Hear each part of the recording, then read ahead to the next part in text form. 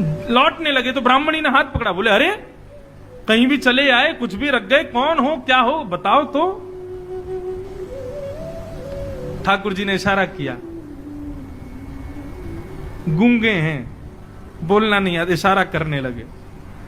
ब्राह्मण बोली अच्छा गूंगे हो? ठाकुर जी बोले गूंगे, लिखना तो आता होगा? ठाकुर जी बोले लाओ लिख के बताते हैं। तो ठाकुर जी ने उसमें कुछ लिखा और लिख करके पन्ना बंद करके उसको दे दिया, चले गए।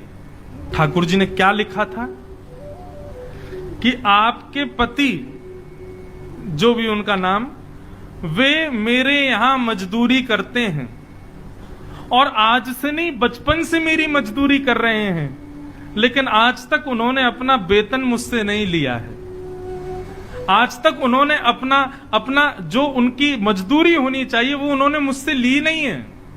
लेकिन आज मुझे किसी ने आकर के बताया कि उनको धन की बहुत आवश्यकता है, तो बचपन से लेके आज तक उनकी जो मजदूरी थी वो मजदूरी में देने आया हूं। और ऐसा लिख करके और ठाकुर जी वहां से चले गए। बोले मजदूरी?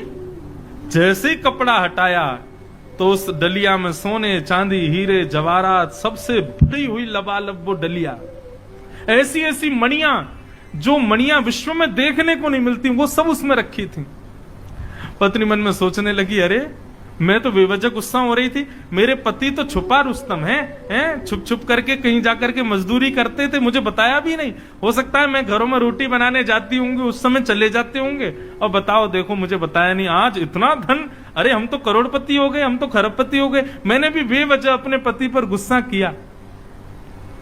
बालकों को भेज दिया, जाओ पिताजी जहां मिले उनको बुला लाओ।